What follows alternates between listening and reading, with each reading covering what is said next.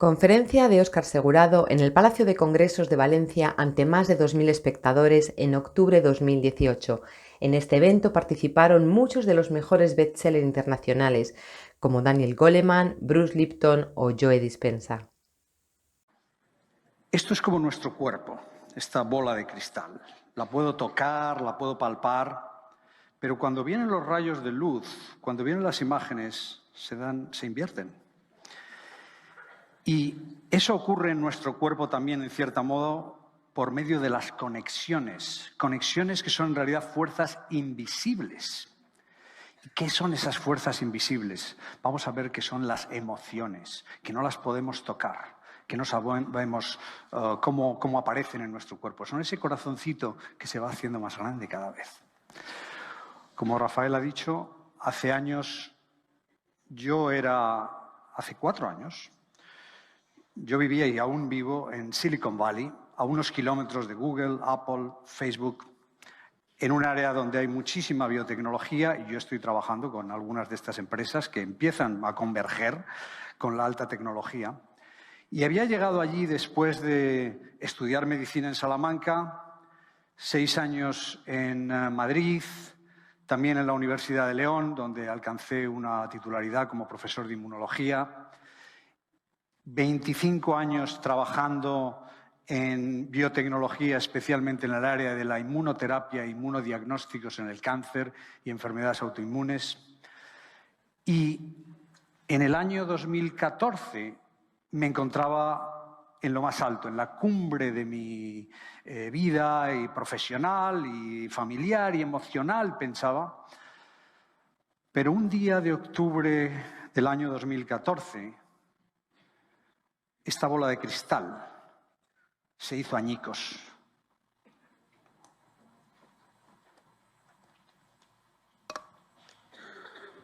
Mi castillo de naipes se derrumbó. Tuve un terremoto espectacular. Mi hijo de 19 años, que acababa de empezar a estudiar en la Universidad de California, sufrió una gravísima crisis nerviosa que requirió atención médica. En ese momento vi que me tenía que poner rapidísimamente la mascarilla de oxígeno para ayudarle a él y para estabilizar a mi familia. Todo lo que había hecho durante esos 30 años, todo ese esfuerzo, prácticamente se había diluido. ¿Y qué hice como médico? Alguien que siempre había estado muy interesado en la psicología, en la psiquiatría, la neurología. Me fui a mis libros, hablé con especialistas, hablé con expertos, hice todo lo que pude, hablé con sus médicos, los médicos de mi hijo, pero no fue suficiente. La psiquiatría, la psicología es un área todavía desconocida para todos nosotros. En ese momento empecé a acordarme que cuando yo estaba en Madrid, hice 2 cosas, entre muchísimas más cosas que se pueden hacer en Madrid. Hice un curso de acupuntura en el que aprendí también muchísima medicina tradicional china. Y fui también a un curso de fin de semana de meditación trascendental.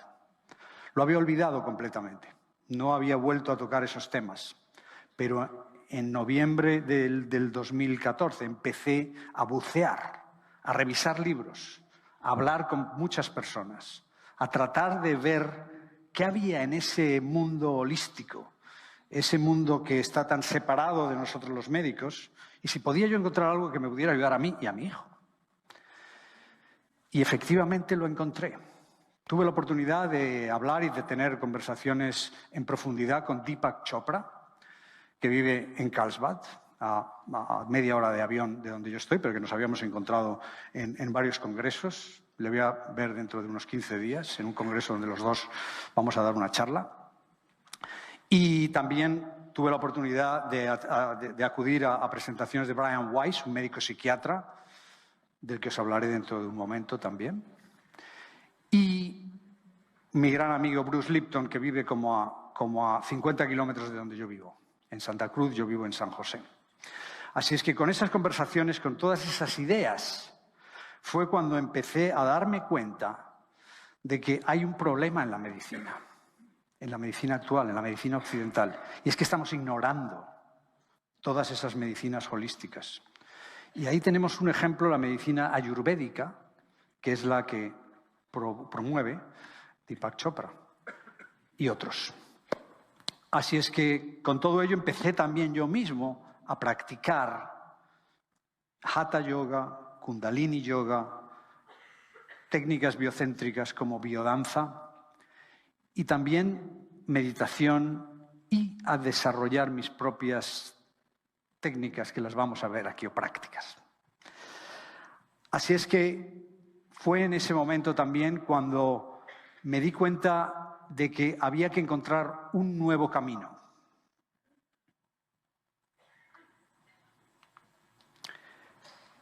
Y ese camino es lo que se ha denominado la tercera cultura. Hubo un libro que la describió perfectísimamente hace unos 10 o 15 años, en el que te hablan de que la primera cultura es la cultura occidental, también es la medicina occidental.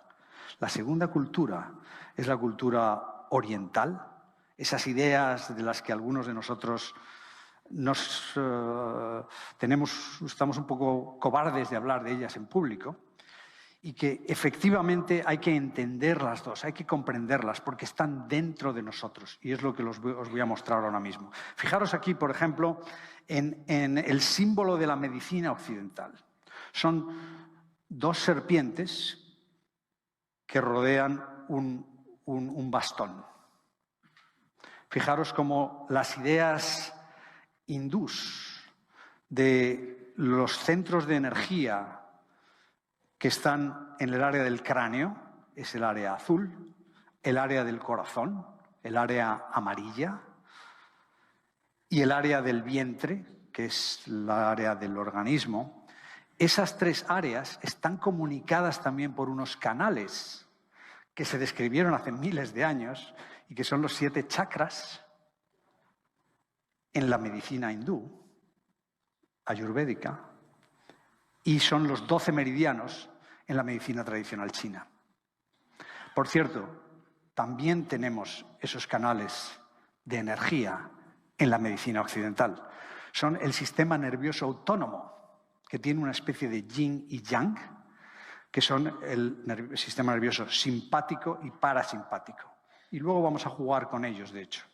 Así es que, no solo eso, sino que cuando yo recordé, cuando estaba en el Hospital 12 de Octubre, en el Departamento de Neurología, por las mañanas veíamos a pacientes y yo medía la velocidad de conducción nerviosa para ver si había alguna inflamación o algún defecto en la transmisión de señales del cerebro. Y para ello dábamos un pequeño estímulo eléctrico y lo recibíamos prácticamente como unos 10 centímetros después y veíamos esa velocidad. Pues yo por las tardes, en el sofá de mi casa, trataba a pacientes para tener mi segundo trabajito y poder irme de tapas allí en Madrid. Y ahí lo que hacía era identificar los puntos de acupuntura con un detector de resistencia eléctrica que me decía dónde estaban esos puntos de acupuntura. ¿Cómo es posible que con la tecnología de hoy día, bueno, de hace casi 30 años, podamos detectar puntos que se describieron de manera empírica hace miles y miles de años? Cuando empecé a poner todo en conjunto, empecé a ver la importancia de los símbolos. Pensar que hace miles y miles de años no había libros, no había ninguna manera de comunicarse más que por medio de la palabra, de la danza y de los símbolos. Así es que empecé a investigar, entré dentro de la medicina ayurvédica, incluso recibí mis tratamientos y mis diagnósticos. Y ahí vais a ver cómo vamos a encontrar esa convergencia de los distintos tipos de aproximaciones a nuestro cuerpo y a nuestro alma.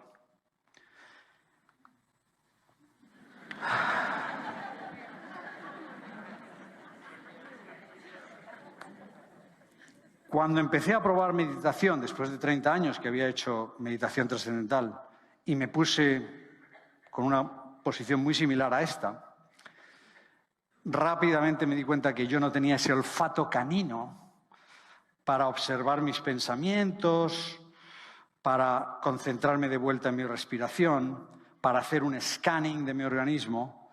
No, mi mente estaba extraordinariamente activa. tenía que estar pensando, estaba continuamente pensando ideas. No había forma de hacerlo.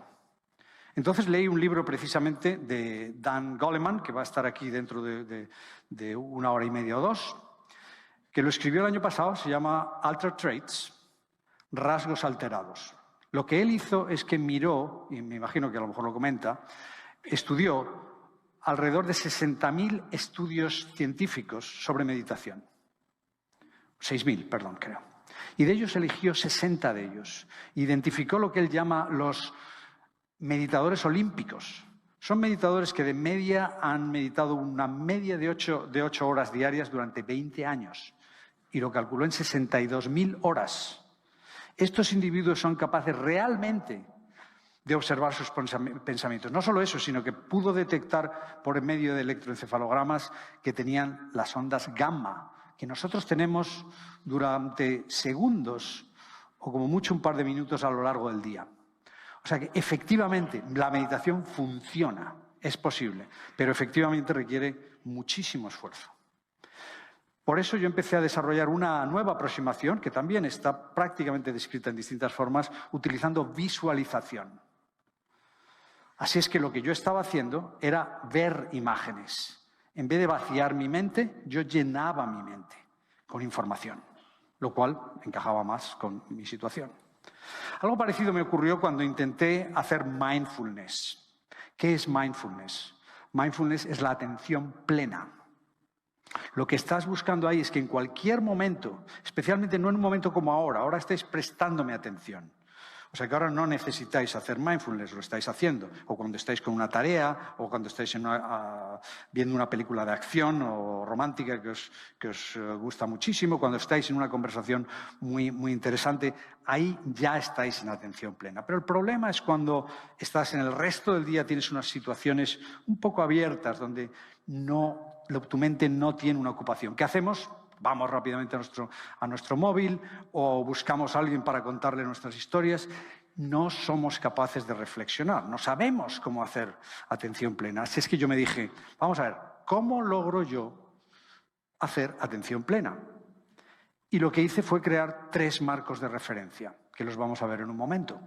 De forma que, dependiendo de la situación en la que yo me encontrara durante el día, fuera capaz de activar uno de esos 3 marcos y de esa forma poder estar en el momento presente, en el ahora.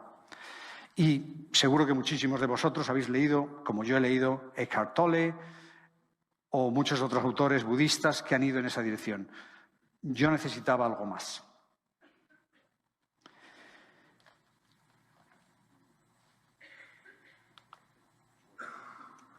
El resultado fue algo que con el tiempo yo denominé mindful framing.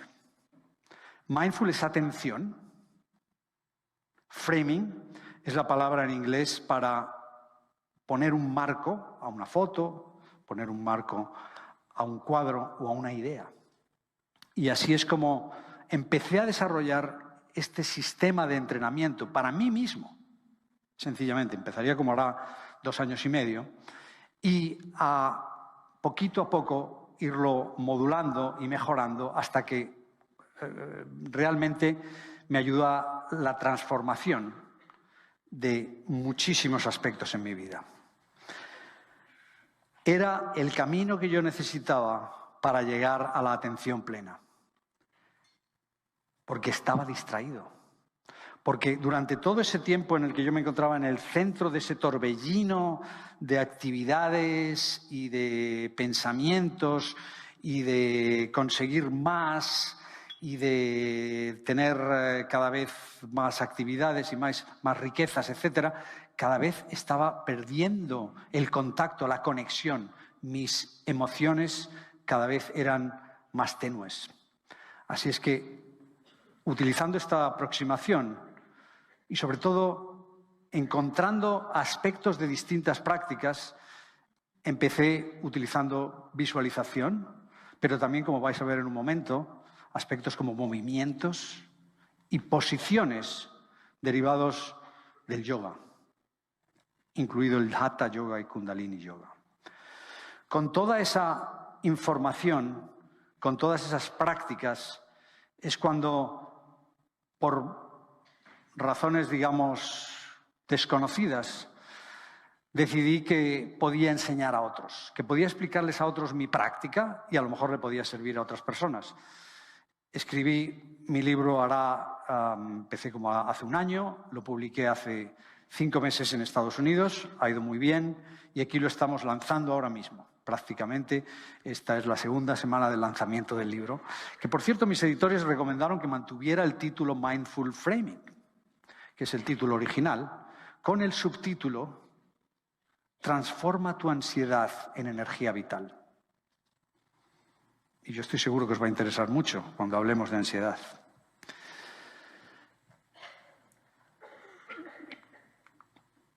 Esta es mi ecuación. 3 marcos de referencia más 5 elementos igual al bienestar físico, bienestar emocional y bienestar mental. Esos 3 tipos de bienestar son lo que yo defino como un estado base de felicidad. Porque la felicidad, tal como la entendemos muchas veces, tiene altibajos. Tienes momentos de mucha felicidad, momentos de poca felicidad, pero ¿por qué no buscar esa base, esa situación en la que nos encontremos bien sencillamente? El que no nos falte, el que no haya infelicidad en ninguno de los 3 aspectos, mental, físico, emocional.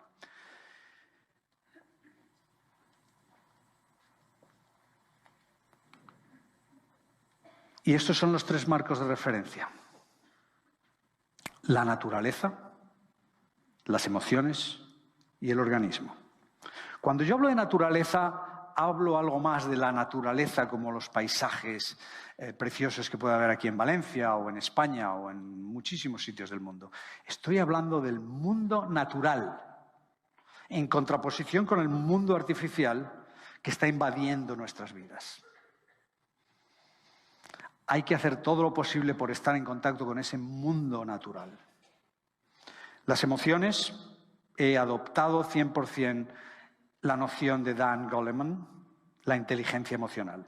Y os voy a dar mi perspectiva en ella. Y en el organismo, como médico, como neurocientífico, como inmunólogo, estoy un poco desviado en esa dirección, sobre todo inmunología, el sistema nervioso y el sistema inmune. Así es lo que vamos a ver.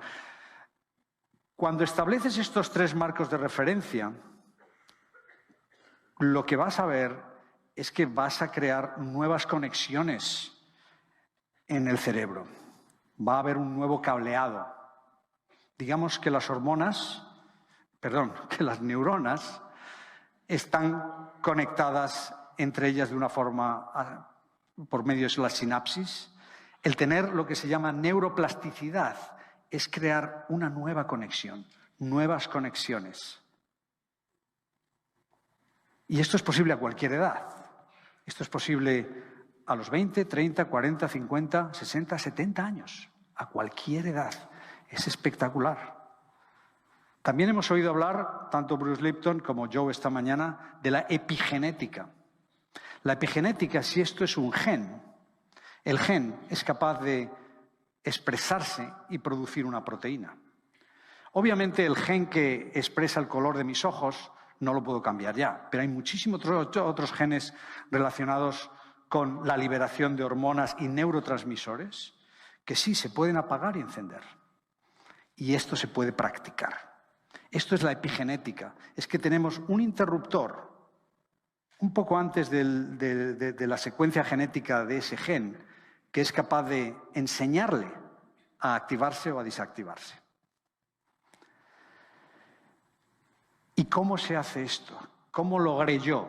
Y cómo os sugiero a vosotros que lo hagáis, con práctica, con rituales, con hábitos, con ceremonias, que al realizarse repetitivamente empiezan a crear ese nuevo cableado, esos nuevos cambios en las neuronas e incluso en los genes.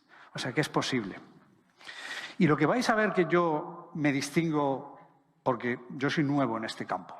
La primera vez que doy una charla de este tipo, a este nivel, yo he estado dando muchísimas charlas, pero siempre científicas y con un tipo de público totalmente diferente. Pero mi aproximación aquí es, si imaginamos que esto han sido unos conciertos por algunos de los mayores concertistas de piano del mundo, imaginaros que el piano es las ponencias tan fabulosas que hemos estado escuchando. Yo soy un profesor de piano. Yo os voy a enseñar primero solfeo, que son las notas, para que luego podáis practicar piezas musicales cortitas y con el tiempo a lo mejor dar también un concierto. Ese es mi objetivo. Y eso es lo que yo creo que espero, poder conseguir en esta presentación. Y estos son los 5 elementos de la fórmula que os presenté hace un momento. Cuando mis colegas están empezando a ver esto o lo vean en el futuro, van a decir que tengo un problema. Y a lo mejor lo tengo, no lo sé. Posible. Gracias. Porque un médico hablando de la tierra, el fuego, el agua, el aire y el éter suena un poco raro. Pero cuando yo empecé a hablar con expertos médicos ayurvédicos, cuando empecé a experimentar ayurveda en mi propio cuerpo, en mi propia mente, cuando empecé a ver que la ayurveda significa la ciencia de la vida, que es la integración del ser humano con el universo, que es la unión del cosmos y el individuo, que estos 5 elementos están en el universo y son fáciles de ver, y lo vamos a ver ejemplos, pero también están en nuestro organismo y también se puede ver claramente. O sea que se pueden utilizar estos símbolos ancestrales de hace más de 5.000 años y se pueden combinar con la medicina actual. Esta es la tercera cultura.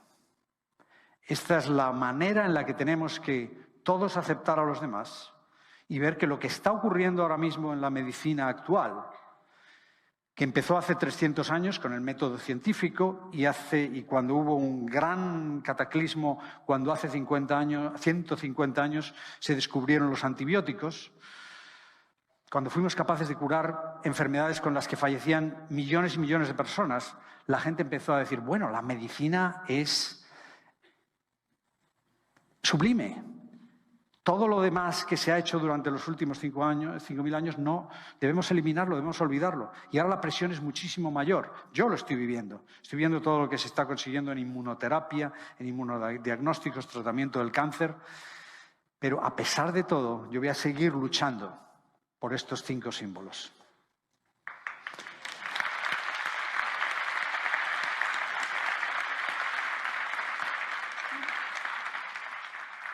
Son generaciones y generaciones que han vivido dependiendo de esto. Cuando yo fui a hacerme mi tratamiento y mi diagnóstico ayurvédico, el año pasado, me hablaron de los doshas.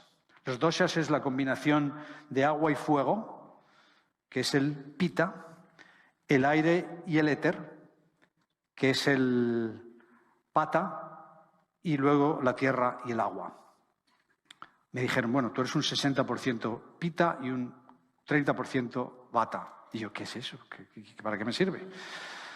Pues me dieron una serie de recetas de hierbas y de recomendaciones para mi vida que he incorporado en mi vida diaria. Son parte de lo que yo os digo que son rituales y hábitos. Y a lo mejor es de aquí de nuevo, pero me va bien. Así es que creo en ello. Creo en el valor de ir hacia atrás y en combinar los marcos de referencia, que son claramente lógicos, como es la naturaleza, las emociones y el organismo, y los combiné con estas imágenes que surgieron de mi cerebro, de mis ideas, y que el gran dibujante Nicolas Lomprez las plasmó en estos dibujos, estas ilustraciones, que están disponibles para todos vosotros en nuestro website. ¿Cómo se utilizan estos marcos de referencia? Os voy a dar un ejemplo. Durante la mayoría del día vas a tener momentos, digamos, que no sabes qué hacer. Esos momentos, qué aburrido estoy, ¿qué hago ahora? Mi recomendación es salir a la calle, o quedarte mirando una planta, o buscar dentro de lo que hay alrededor de nosotros lo que podría ser el mundo natural. Y de esa manera estás reemplazando esa serie de pensamientos circulares, repetitivos y negativos que nos están invadiendo cada día. ¿De qué nos serviría el marco de referencia emocional? Cuando nos encontramos con un amigo en la calle o con un colega en el trabajo, lo primero que estamos pensando es saber cómo le cuento lo último que me ha pasado y todas mis preocupaciones, sin realmente prestar mucha atención en lo que a esa persona le interesa, sin entrar en la inteligencia emocional, sin tener real empatía.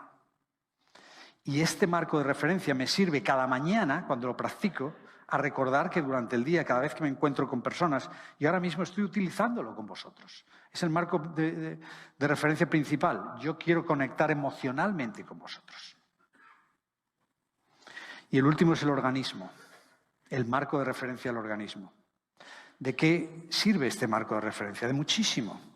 Es cuando estás con el cesto, con el carrito de la compra, entrando en el supermercado y de pronto te entran ganas de comprar algo con muchísimo azúcar, con muchísimo sal, una comida ya preparada, pero empiezas a decir, no, vamos a utilizar el marco de referencia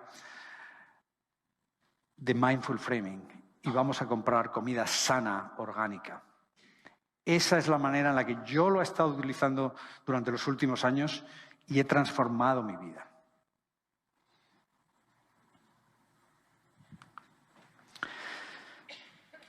Mi vida, efectivamente, el estilo de vida ha cambiado. Es una transformación, es una sugerencia que yo tengo. Yo soy mi propio conejillo de Indias, he tenido muchas personas en los últimos meses que han seguido esta aproximación y funciona, es el estilo de vida Neo-Chi. Chi es la palabra que se utiliza en Tai Chi, Qigong, es la energía vital. Neo es naturaleza, emociones y organismo. Y estos son mis 3 mandamientos. Y yo cada mañana rezo estos 3 mandamientos, por decirlo de alguna manera. Y crean en mí una forma de preparación para el resto del día. Y como lo hago cada día, están cambiando totalmente la manera en la que yo aproximo mi día a día. Y os voy a enseñar algo que no está todavía en mi libro, pero estará en el próximo. Son sencillamente algunos movimientos que yo realizo cada mañana y que los asocio con la visualización, que la vamos a ver en más detalle. Son movimientos que aprendí con el Guru Singh, un maestro de Kundalini Yoga, que cuando asistí a su taller de 3 días, lo repitió como 5 o 10 veces. Estos son los 3 movimientos con un movimiento adicional, adaptados al 100% de cómo él los hizo. El primer movimiento está relacionado con el saludo al sol en Kundalini, prácticamente el movimiento más importante. Es un movimiento en el que tomas la energía de la naturaleza, del sol, y la comunicas y te arraigas con la tierra. Este es el movimiento. Es el movimiento con el que yo conecto con la naturaleza. Es el momento en el que yo... He visto que has levantado los brazos, pero lo vamos a hacer dentro de un momento también todos. Cuando entre en el... No, perfecto, ya verás cómo lo hacemos también. Has dado un muy buen ejemplo. y efectivamente, cuando lo estoy haciendo ese movimiento, estoy viendo toda la visualización asociada con la naturaleza, con el mundo natural. El segundo movimiento es el movimiento en el que desequilibro mi ego, pierdo el equilibrio, pierdo esa protección que todos tenemos de nuestra identidad. Cuando estamos con alguien, intentamos decirle, bueno, pues este soy yo, esto es como tú debes de verme, esta es mi personalidad. Pues yo lo que hago es algo muy sencillo, también un movimiento de Kundalini Yoga. elevo mi rodilla al aire, pongo mis brazos alrededor de mi tórax y pierdo el equilibrio. Y entonces cada vez que me encuentro con alguien, incluso a veces debajo de una mesa levanto la pierna. Casi no lo nota. Y yo hablo menos, escucho más. Y el último es el organismo. Y en el organismo es un movimiento también de esos 4 movimientos que aprendí. Es el movimiento que viene de Hatha Yoga, que es el Guerrero 2, con una transformación en un arquero. Un movimiento de muchísima energía dentro de Kundalini. Y por cierto, Kundalini Yoga lo que hace es liberar y desbloquear los 7 chakras. Este es el movimiento original primero de Hatha Yoga, el Guerrero 2, que se transforma en un arco y luego agarrando una flecha, tensando la flecha, mirando una diana, y esa diana es el objetivo principal del día. Y soltando la flecha. Esa secuencia de 3 posiciones termina con esta posición. Es la posición de la recepción.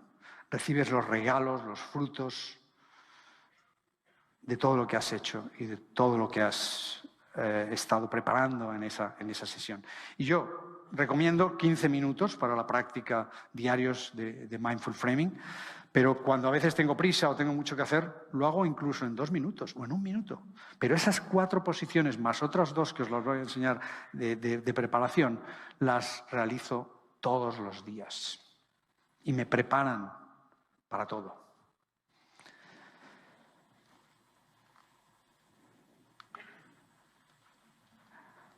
Esto es una tarea que puede parecer monumental, y lo es.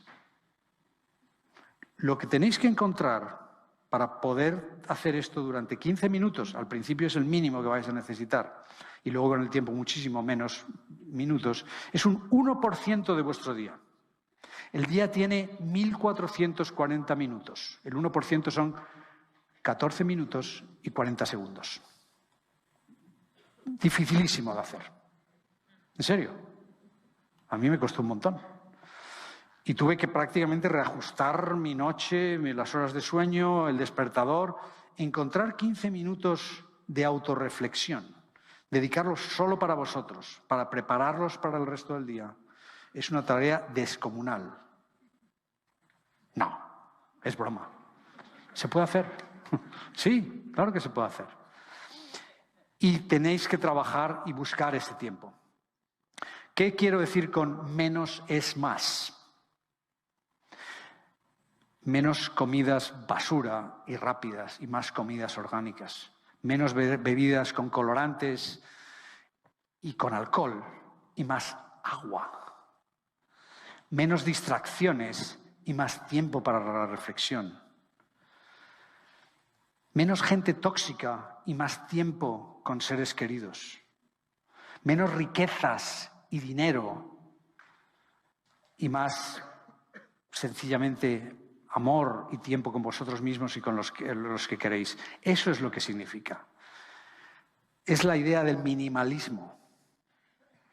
Y es por donde yo recomendaría que empezarais. Hacer menos. Sencillamente hacer menos. Porque ¿qué es lo que ocurre? Cuando venís a talleres, cuando venís a leer libros, cada vez tenéis más ideas y más cosas que hacer. Yo empezaría por una lista de qué voy a eliminar de mi vida. Ese es el comienzo.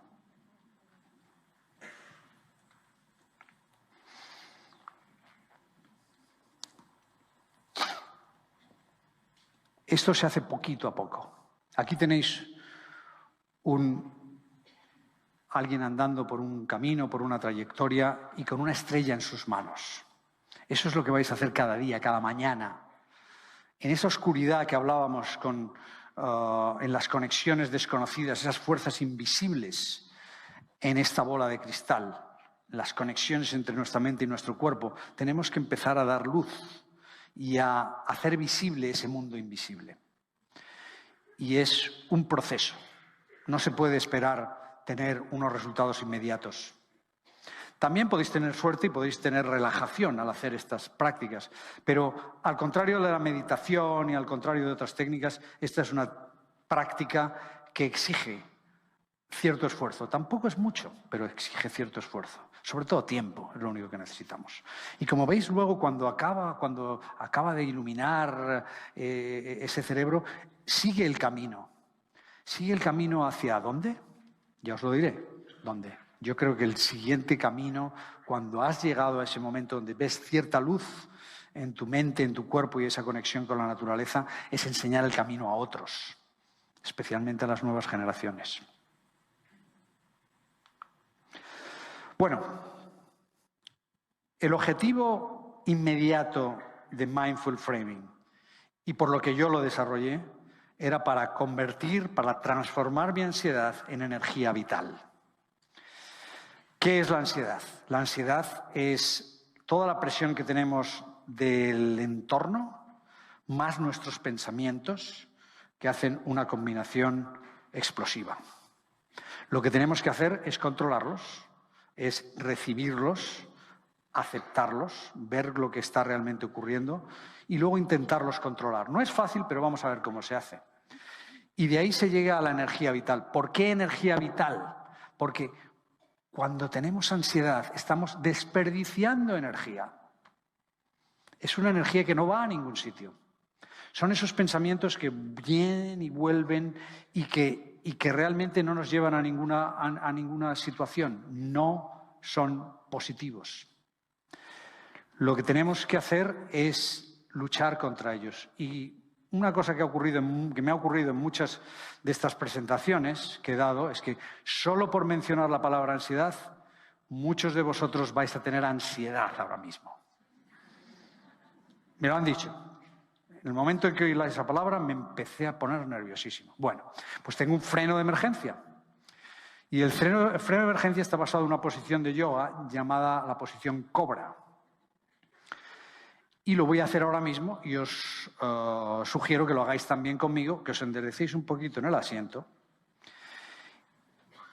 No hace falta levantarse ni tampoco tumbarse y tener esta posición. Pero lo que vamos a hacer vamos a estimular el nervio vago. El nervio vago activa el sistema parasimpático, que es el sistema nervioso autónomo que activa la relajación y la digestión. Eso que veis allí, ese cuadrito, ese soy yo. Tengo hipertensión que se llama matutina, tomo medicación, pero a pesar de todo la tengo, como veis ahí, hipertensión estado 1. El día 14 de septiembre a las 7:28 de la mañana tenía una tensión diastólica del 138, diastólica 87 y una pulsaciones por minuto de 65. 7:28 de la mañana, unos segundos después, reduje la tensión arterial sistólica, diastólica y las pulsaciones alrededor de un 20%. Y eso lo hago todos los días. Yo es que no me lo creo. Y he mirado en el Google y no lo veo tampoco en ningún sitio. O sea que debe ser un bicho raro yo. Puede ser. Pero esto es lo que vamos a hacer ahora mismo. Lo único que tenéis que hacer son dos cosas. Echar el cuello hacia atrás hasta que empecéis a notar un poco de molestia en las cervicales. Y a la vez vais a poner una mano encima del vientre y vais a hacer lo que se llama una respiración diafragmática. Significa que vais a notar al respirar, al inspirar, que el vientre se distiende. Y a la vez vais a echar el cuello hacia atrás, todo lo que podáis hacerlo.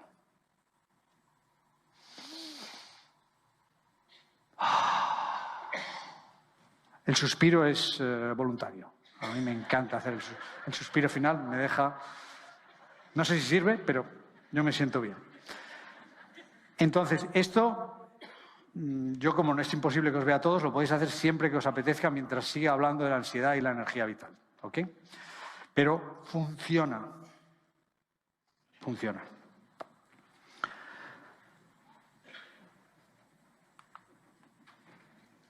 Bueno, ya estamos preparados. Vamos a empezar a hablar de la ansiedad. Hay dos tipos de ansiedad. La primera es la ansiedad situacional. Y os voy a dar un ejemplo. Yo aproximadamente en el año 1986 estaba trabajando en el Hospital 12 de Octubre en Madrid y iba a visitar a mi familia en Salamanca cada 2 o 3 semanas. Iba con mi R11, conocía el camino, la carretera, prácticamente con los ojos cerrados. Pues uno de los días que estaba yo viajando, había obras en el camino, alrededor de una área que se llama Sant Chidrián, y la gravilla se comió, esmeriló el parabrisas. Obviamente no me quiero meter con la Renault, pero algo pasó con ese parabrisas que no tenía suficiente calidad. La cuestión es que yo, sin darme ni cuenta, estaba perdiendo visibilidad en un día clarísimo y en un día fenomenal.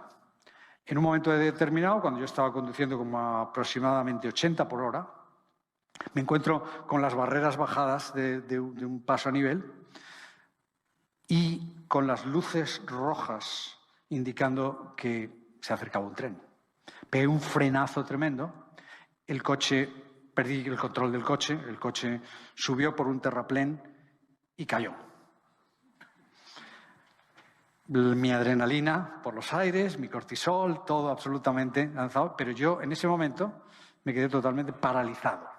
Esa fue mi respuesta. Dije, bueno, pues he llegado, el coche está bien, todo parece estar bien. Alguien abrió la puerta del conductor y me arrancaron, me sacaron del coche y en ese momento veo que el coche está en medio de la vía. Unos segundos después, algunos de los otros conductores que habían visto lo que había pasado se acercaron al coche, no debía pesar mucho, pero lo levantaron y lo sacaron de la vía. Porque no era solo el cuello, y no lo hicieron por mi coche, lo hicieron por los pasajeros del tren, obviamente.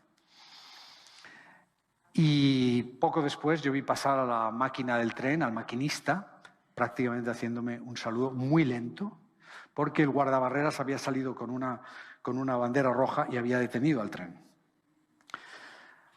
Yo estaba todavía en shock, un momento de ansiedad situacional espectacular y luego también con otra serie de hormonas posiblemente que se pusieron en movimiento, la hormona de la oxitocina, la hormona de la unión, de la unidad, el being one, y también serotonina, que empezó a aumentar todo. Me sentía como en un paraíso. Excepto que a las 2 semanas me llegó una carta de Renfe, Ferrocarriles Españoles, para los traducciones, diciéndome que tenía que pagar una multa porque había roto unas vigas. Me volvió la ansiedad, pero bueno, era totalmente diferente. Ese es un tipo de ansiedad situacional, o muchas otras situaciones en las que tenemos todos los días, pero la realidad es que hay otro tipo de ansiedad, que es la ansiedad crónica. Y no tiene nada que ver con ese tipo de ansiedad situacional que viene y va. Es un tipo de ansiedad que viene de pequeñas cosas, de un cúmulo de problemas que tenemos en el trabajo, con la familia, con nosotros mismos, etcétera, y que no sabemos cómo controlar. Y esas micropreocupaciones, esos microproblemas, se juntan al hecho de que tenemos también un pepito grillo, que es la voz de la conciencia de Pinocho, que, por cierto, la mayoría de las cosas que le decían eran: no, no puedes, nunca lo conseguirás, ese es mejor que tú. Y además tenemos los monos saltarines. Son pensamientos que van en cadena. Un pensamiento lleva a otro, a otro, y en total tenemos aproximadamente unos 50.000 pensamientos por día. La mayoría de ellos son circulares, significa que aunque has terminado con ese pensamiento, él vuelve otra vez. La mayoría de estos pensamientos son los mismos que tuviste el día anterior, el 90% de ellos, y los vas a volver a tener al día siguiente. Y encima, la mayoría son negativos. ¿Qué hacemos? ¿Cómo podemos solucionar algo así? ¿Cómo podemos controlar nuestra mente? Lo primero que hay que hacer es que hay que entender un poquito de nuestra mente. Volvemos a la primera cultura. Entendamos cómo funciona nuestro cerebro. Tenemos 3 cerebros que se han descrito, quizás no anatómicamente, pero sí funcionalmente. El cerebro humano, que es el lóbulo prefrontal. Joe habló de él esta mañana, Bruce ayer. y es con el que tomamos decisiones, hacemos planes, ejecutamos acciones, con lo que aprendemos, con el que también creamos, imaginamos. Es el área de control, es el área ejecutiva, es el área azul que yo llamo. Y fijaros cómo coincide hasta en los colores con la idea de la energía que está alrededor del cráneo. Luego tenemos el cerebro mamífero. Es el cerebro que viene de todos los mamíferos del reino animal. Está relacionado con la relación entre la madre y el hijo. Está relacionado también con el instinto de supervivencia de la manada. O sea, es ese instinto por el que queremos ayudar a la sociedad en la que nos encontramos. Todo eso viene de ese cerebro mamífero. Y es el cerebro de las emociones, por cierto.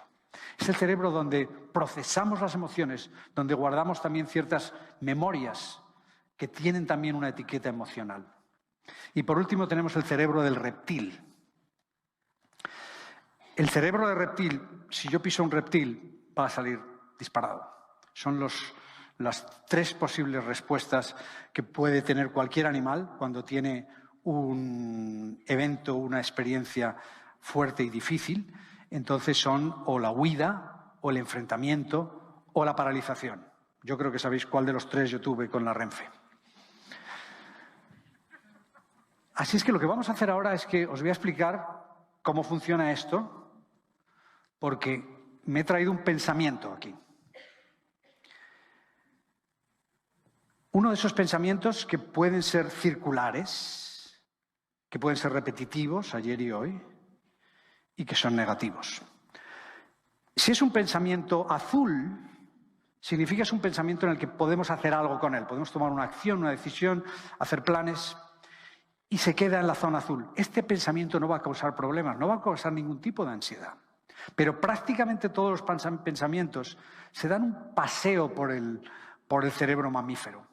En principio es amarillo, es neutro. Dicen, bueno, vamos a ver si hay algo por aquí. Y puede ser que un pensamiento que sea totalmente azul tenga un recuerdo, una etiqueta de algo que ocurrió hace años o en nuestra niñez y empiece a causar ciertos problemas emocionales. O puede ocurrir que sea un pensamiento que tenga una emoción positiva, verde. Dejarlo ahí. Es un pensamiento que está relacionado con un ser querido, un recuerdo positivo, el amor, el romanticismo. Ese es un pensamiento que hay que mantener. Pero el problema es cuando hay una emoción negativa. Estos son los pensamientos que van a producir ansiedad. Y, por cierto, desgraciadamente son la mayoría de ellos. Son estímulos externos o pensamientos internos. Pero la realidad es que todos esos pensamientos van a causar problemas. Son el origen de nuestra ansiedad. Por eso es importante entender que, volviendo de nuevo al simbolismo de los centros energéticos, tenemos el centro energético azul, el centro energético amarillo-verde y, por último, cuando hay un efecto negativo, un tipo de ansiedad que lleva a la liberación de neurohormonas, como por ejemplo la adrenalina o hormonas como el cortisol, entonces se producen unos efectos físicos reales. Vamos a tener palpitaciones, vamos a tener sudor en las manos, vamos a tener pensamientos que son prácticamente incontrolables. Vamos a tener una respiración rápida. Estos son efectos del cerebro del reptil. Solución: hay que hacer un gran esfuerzo por mantenerlo todo en el área azul.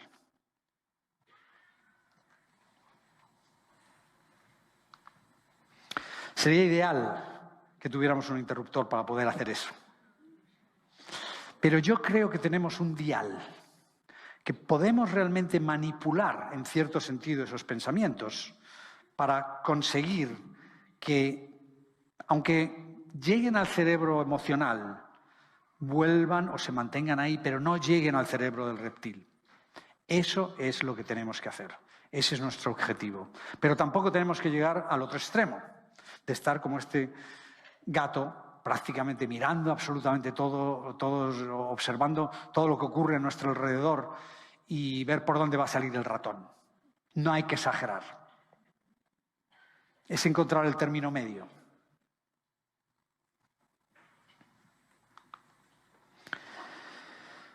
Bueno, ya os dije, yo soy un profesor de música. Os voy a enseñar ahora la técnica que yo llamo el autobús de la ansiedad y la energía vital. Esto es algo absolutamente distinto, diferente de lo que se ve en el resto de las prácticas, digamos, holísticas, y especialmente con la meditación, donde lo primero que intentas es evitar los pensamientos, es ignorarlos o dejarlos pasar. En los primeros 3 minutos de la práctica de Mindful Framing, y con el tiempo puede ser menos tiempo, la idea es enfrentarnos a los problemas y las preocupaciones del día. ¿Por qué? Porque una cosa son problemas y preocupaciones, otra cosa son ansiedad y estrés. Es inevitable tener problemas y preocupaciones. Tenemos realmente que aceptarlos. Pero lo que normalmente no hacemos es hacerlo de una manera cognitiva, de una manera rigurosa. Y es lo que yo decidí empezar a hacer. Y era organizar los pensamientos y las experiencias que esperaba yo ese día y organizarlas en este autobús que yo estoy conduciendo y que voy a describir ahora las escenas para que luego hagamos un ejercicio de visualización entre todos o cada uno de vosotros. Como veis, aquí tenéis voy a sencillamente presentaros a la detective Teresa, que luego os voy a presentar en persona, que está esperando al autobús de la ansiedad, que está conducido por ti, por mí en este caso. Y en ese autobús hay una serie de pasajeros que van a ir a la parte izquierda del autobús. Son personas o caricaturas de problemas que tú tienes control sobre ellos, tú tienes que realizar una acción. Te producen ansiedad porque tienes que hacer algo y no lo has hecho, o es algo que tienes que hacer todos los días y quieres tenerlos detrás de ti. Yo tengo 2 personas queridas, seres queridos que están siempre detrás de mí, cada día. Porque no es que me produzcan ansiedad, pero yo sé que tengo que ocuparme de ellos. Luego tienes el pasillo del centro, donde estarían problemas, preocupaciones o caricaturas de problemas en los que no tienes ningún control. Por ejemplo, el fontanero que lleva 3 días sin venir a arreglar el baño. No puedes hacer nada. Tiene otras preocupaciones, pero te produce ansiedad, te produce problemas. Pero lo pones allí. Está ahí en el pasillo. Está mirando a otro lado, está mirando al cielo. No le interesa nada de todos tus problemas. Pero luego tengo una parte en el autobús de la ansiedad y de la energía vital, que es la que me da energía. Y son las filas de la derecha. En estas filas de la derecha pongo a seres importantes, queridos.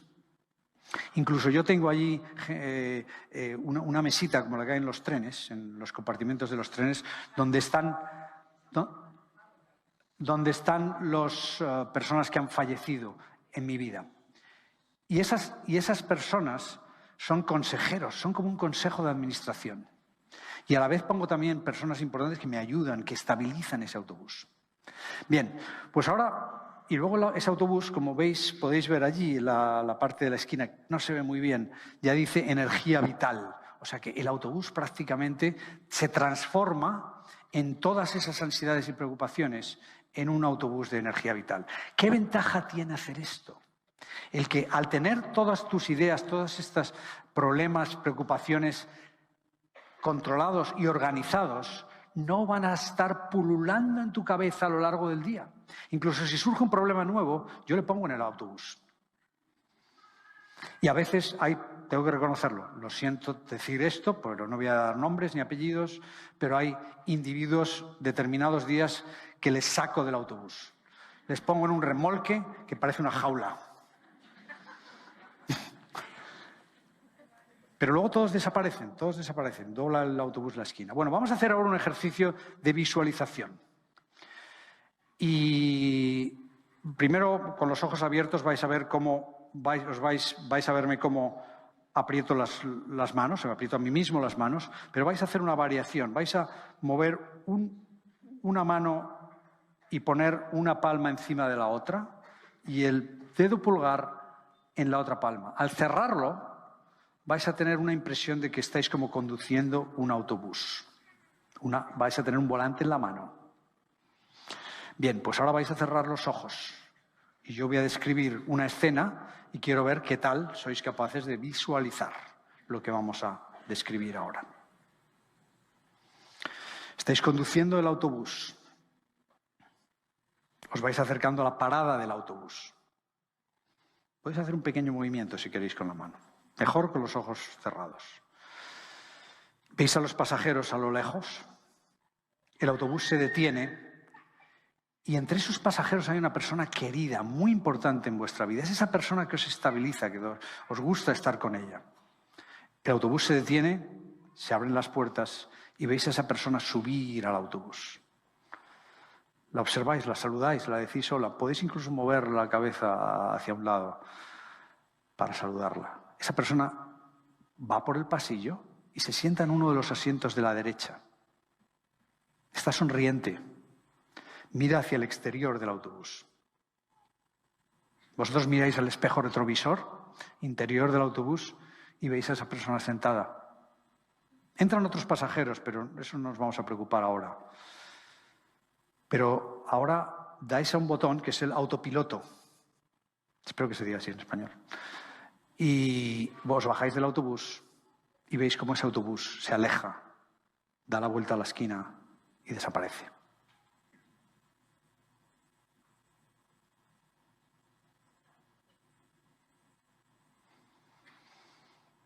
¿Cuántos de vosotros habéis visto con el ojo de vuestra mente esas imágenes?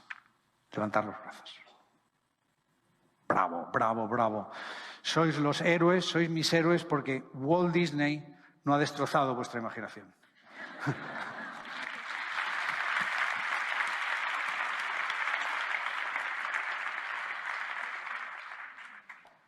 Obviamente el autobús de la ansiedad es algo más complejo porque vais poniendo a determinados pasajeros, pero al fin y al cabo ese es el objetivo. Bueno, vamos a cambiar de tema. En Mindful Framing hay cinco escenas de visualización. Una de ellas es el autobús de la ansiedad y la energía vital. La segunda escena es la potenciación de los sentidos. Y eso es muy importante porque nosotros vivimos en un mundo totalmente audiovisual. O sea, prácticamente todo lo que nos rodea está ya en esa dirección y cada vez va más. Así es que no vamos a practicar ese tipo de combinación de sentidos, pero es importantísimo. Obviamente tenemos la vista, el oído, el tacto, el gusto, el olfato. Podemos distinguir texturas, aromas, fragancias, sabores, colores. Pero lo que no hacemos muchas veces es reforzar esas posibilidades. Y un ejemplo es ahora mismo. Me estáis mirando a mí, ¿no? Pues me estáis viendo con lo que se llama una visión en túnel. Y poner así los brazos, las dos manos. Así es como me estáis viendo. Pero si empezáis a hacer un ligero movimiento con las manos y empezáis a moverla hacia los lados, podéis notar como con el rabillo del ojo estáis viendo esos dedos. Hasta casi 180 grados, al menos 120. Incluso si lo hacéis así, los podéis ver también en todas las direcciones. Sí, lo hacéis perfectamente. ¿Habéis practicado ya? Entonces, hay libros que describen únicamente dedicados a esto, a la práctica de la visión en ángulo.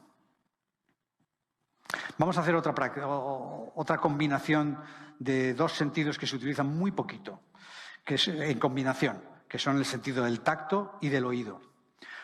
Hay dos zonas en el cuerpo que tienen muchísimas terminales nerviosas sensitivas, son las yemas de los dedos y los lóbulos de las orejas. Me voy a quedar en silencio en un momento, pero si con las yemas de los dedos tocáis los lóbulos de las orejas y cuando yo me quede en silencio oís ese rozamiento, intentar reconocer las 8 sensaciones de los dedos y los lóbulos, más el sonido que viene en el oído derecho e izquierdo, son en total 10 sensaciones diferentes.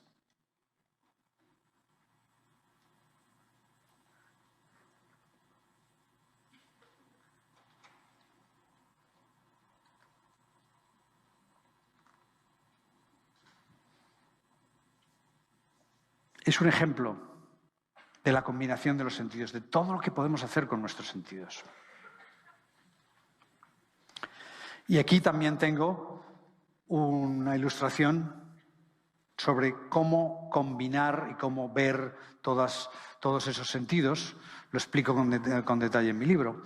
Pero ayer Elena, que es la jefa de comunicación de Bing One, me preguntó, oye, ¿tienes algún truco para poder dormir por las noches cuando uno no se queda dormido, etcétera? Y yo le dije que sí, que tengo uno. Entonces lo voy a contar porque se lo conté ayer a ella. Y es mi sistema para quedarme frito en la cama en menos de 5 minutos. Y es, en vez de contar ovejitas, yo voy por mis 5 sentidos. ¿Y por qué hago eso? ¿Y por qué se cuentan ovejitas? Porque lo que quieres hacer es evitar todos los pensamientos de todo lo que te pasó en el día y lo que viene mañana. O sea, la idea es hacer una especie de meditación antes del sueño. Y yo me pongo así prácticamente y empiezo a notar el algodón de mi pijama y el algodón de la cama. Y en ese momento también empiezo a pensar en campos de algodón.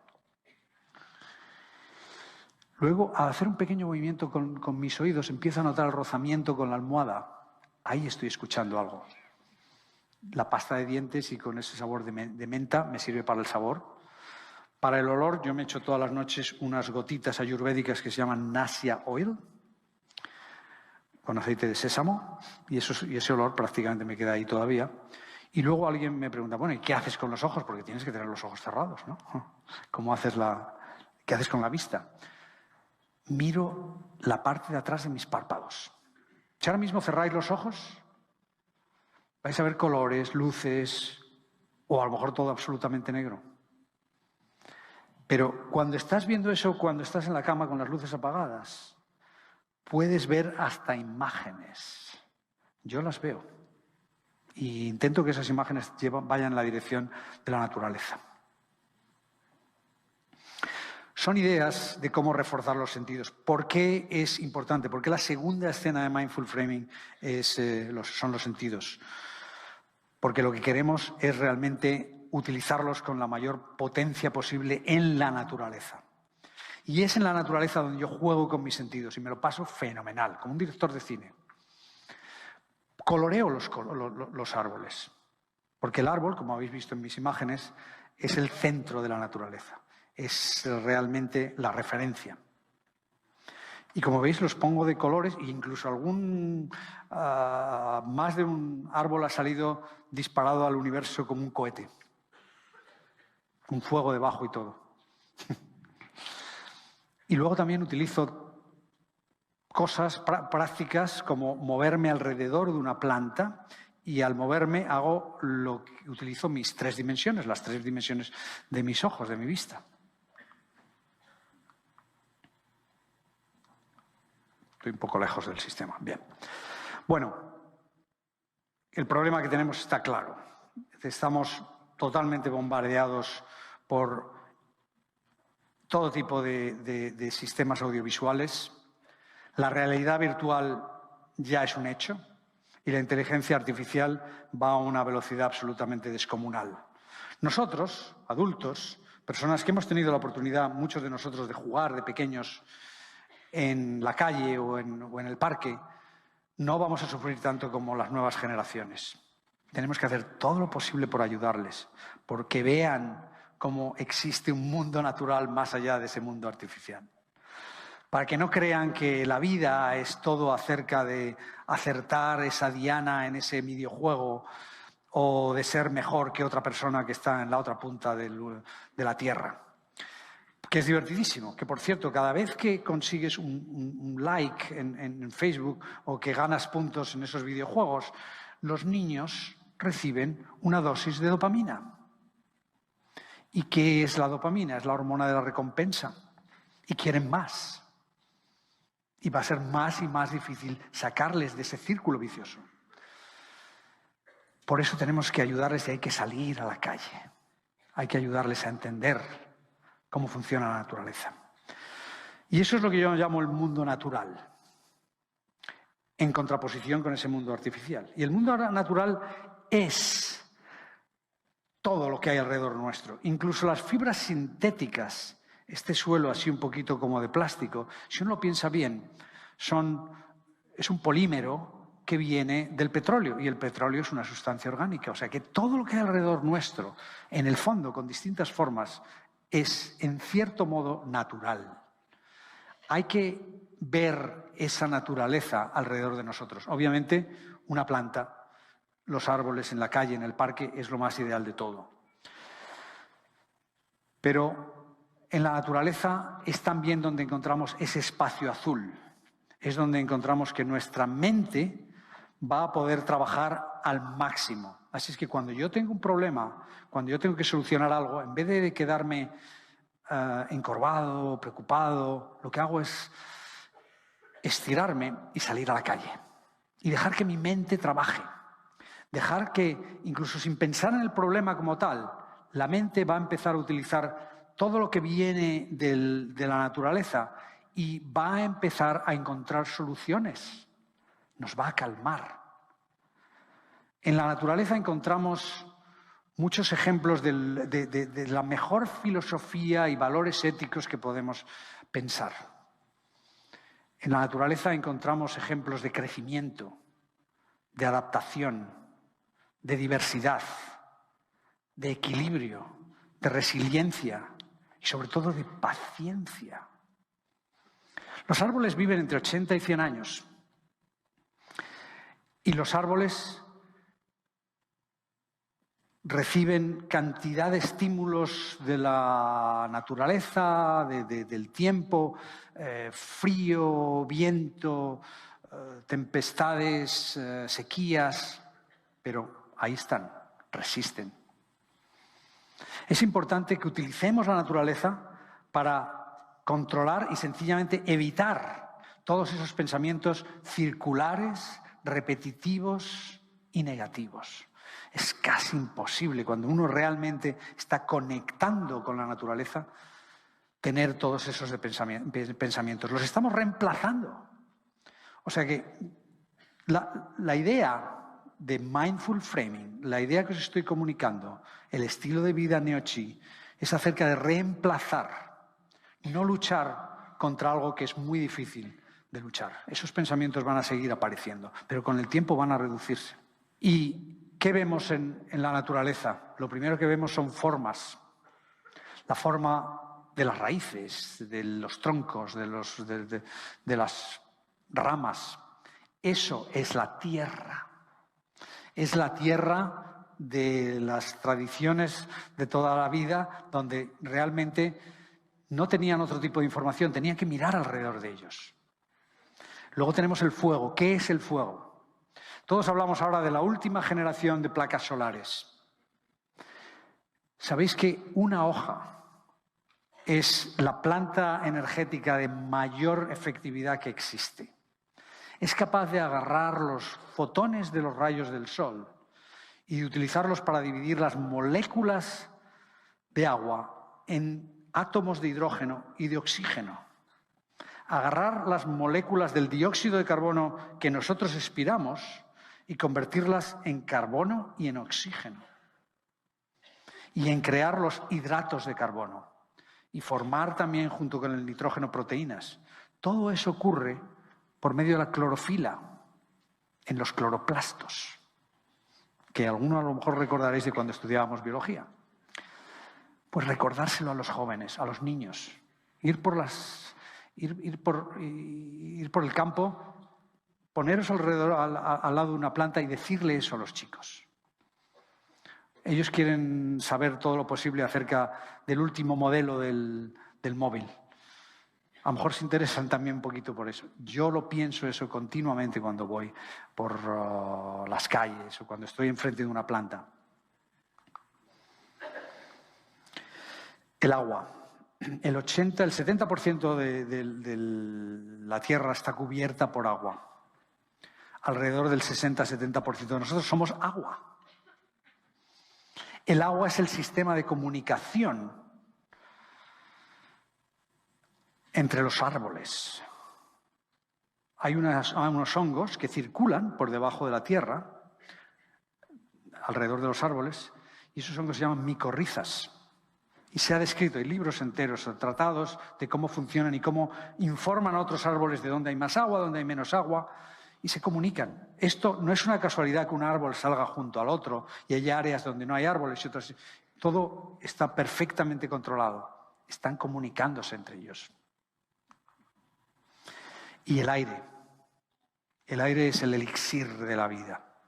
Ahí es donde tiene lugar la gran comunicación entre los seres humanos y el reino animal y vegetal, principalmente el reino vegetal y el reino animal. Nosotros expiramos dióxido de carbono y todo el oxígeno que recibe el reino animal viene de los bosques, de las selvas, de las plantas, de los árboles.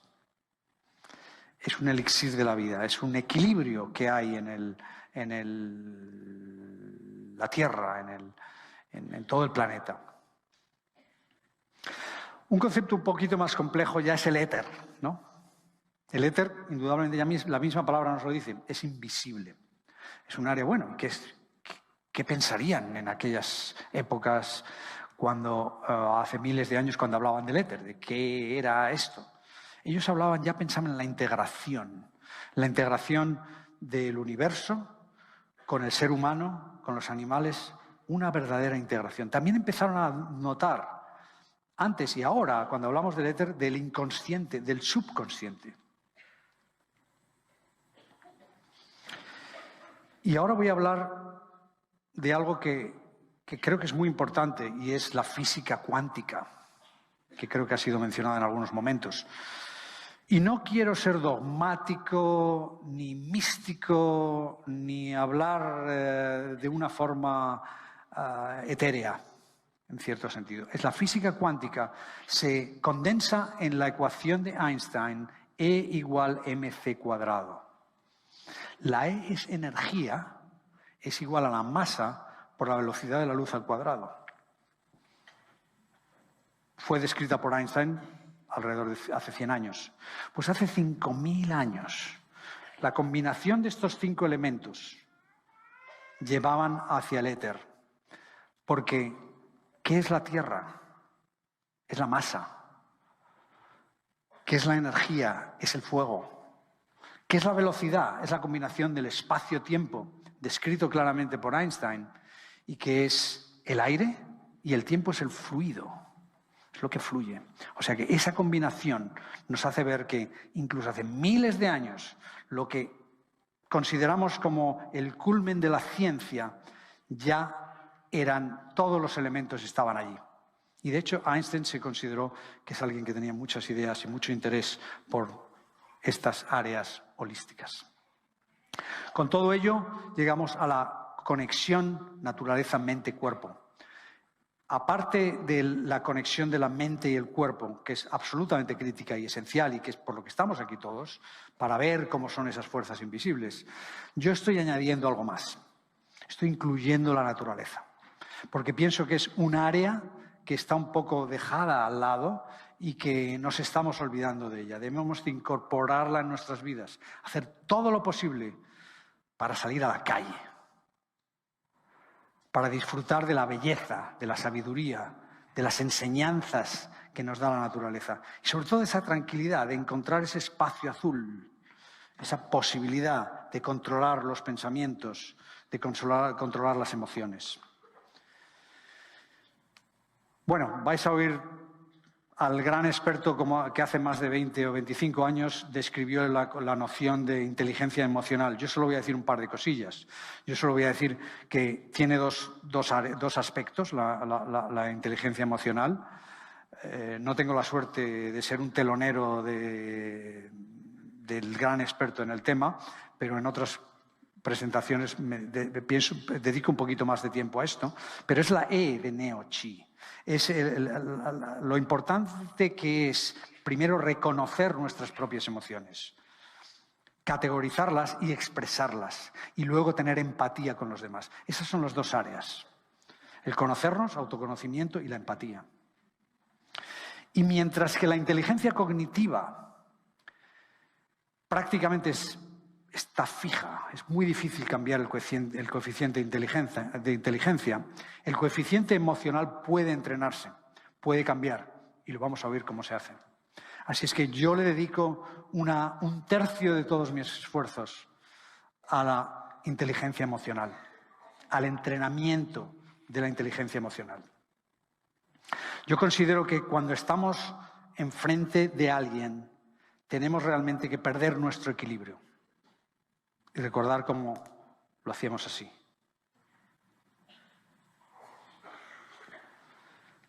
Y cómo pensamos que hay una relación entre la persona que tenemos delante de nosotros en la que hay como una interacción, es como un pegamento social que nos une. Está ahí. Los bebés sonríen cuando ven a sus mamás. Y también hay algo que me llamó mucho la atención cuando empecé a estudiar este tema. Son un tipo de hormonas que se llaman las neuronas espejo.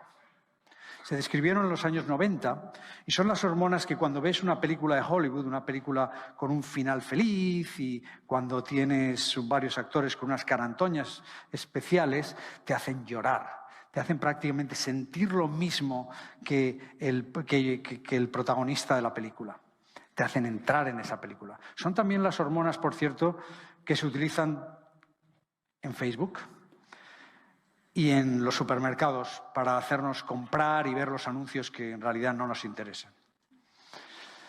Es el neuromarketing, que está basado en este tipo de neuronas.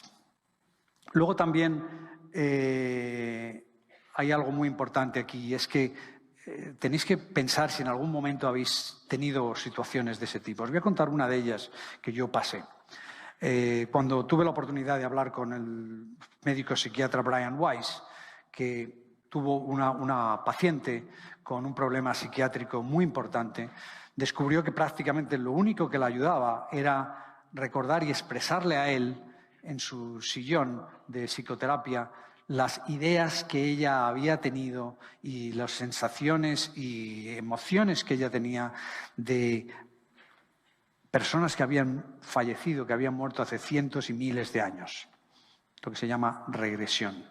Me pareció tan fascinante que hablé con él y le dije, ¿hay alguien en el área de San Francisco que podría hacer una regresión? Con la que yo podría hacer una regresión. Y me dijo, sí, me dio una dirección. Y hablé con una especialista y hice varias de estas regresiones. Estas regresiones no son verdaderas hipnosis, porque tú te das cuenta de lo que está pasando, pero esas neuronas espejo están diciéndote cosas, están mostrándote imágenes, emociones. Os voy a contar una de esas regresiones. Yo soy un pescador, aproximadamente en el año 1400, en las costas de Irlanda, y vivo con mi familia. Y mi pasión es la pesca. Mi pasión es salir al mar. Un día en la que veía que había un poquito de tormentas, salí con mi pesquero. Y empecé a alejarme de la costa. En un momento determinado empecé a darme cuenta, yo lo estaba viviendo, es lo que os estoy contando. La tormenta era tan fuerte que ya me di cuenta que era imposible volver a la costa, volver a casa. Era imposible. Recuerdo mis sandalias con regueros de agua, recuerdo el frío, recuerdo el viento en mi cara, recuerdo la sal en mis labios y recuerdo la emoción de pensar que había dejado a mi familia por mi pasión por la pesca.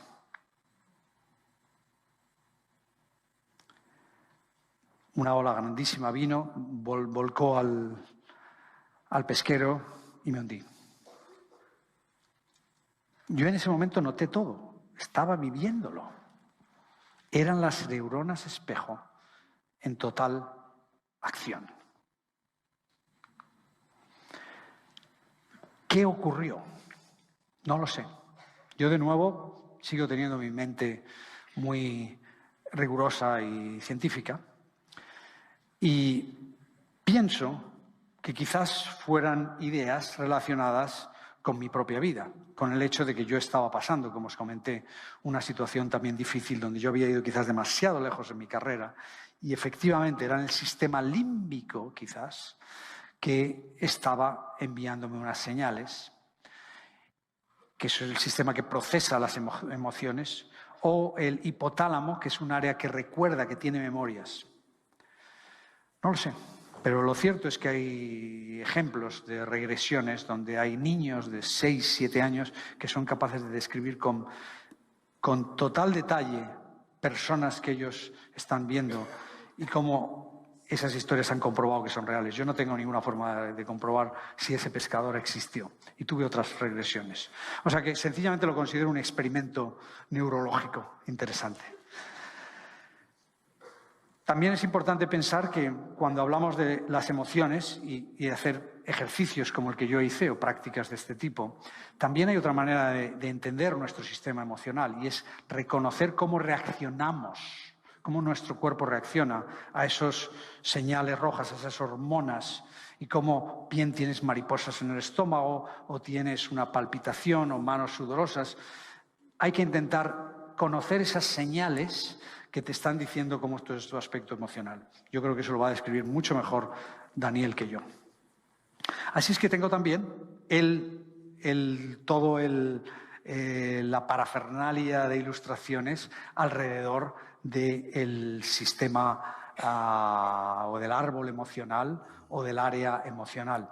Y aquí, ahora voy a empezar a sonar un poquito como la Madre Teresa o como el Dalai Lama, pero yo creo que la tierra, las raíces de nuestra personalidad y nuestro carácter son el amor, la compasión y la gratitud.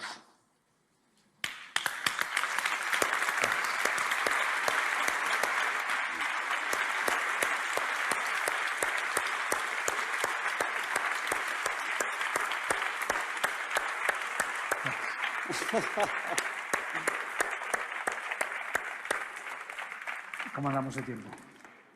Vamos bien. Ah, vale. Siempre vamos bien. No sé. Siempre vamos bien. Sí, tengo unos minutos. Quería hacer un pequeño comentario. Es mucho mejor que yo. Gracias. Gracias. He disfrutado mucho de la charla. Gracias.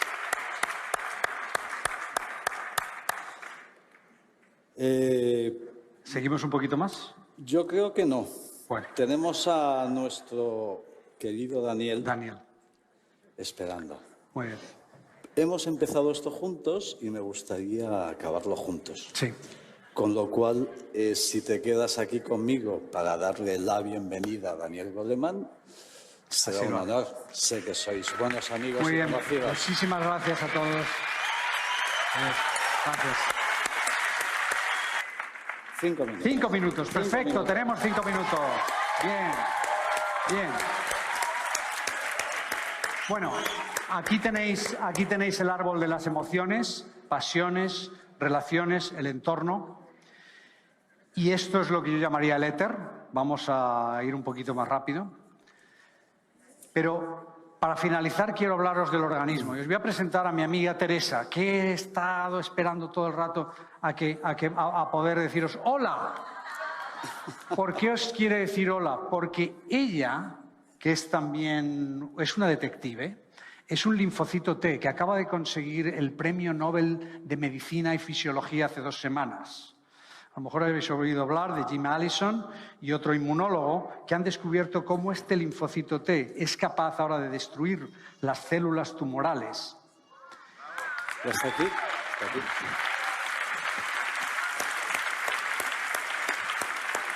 Gracias a un medicamento que lo llevan varias empresas farmacéuticas, lo siento, es así, la realidad, que trabajan en el área de biotecnología. Bueno, pues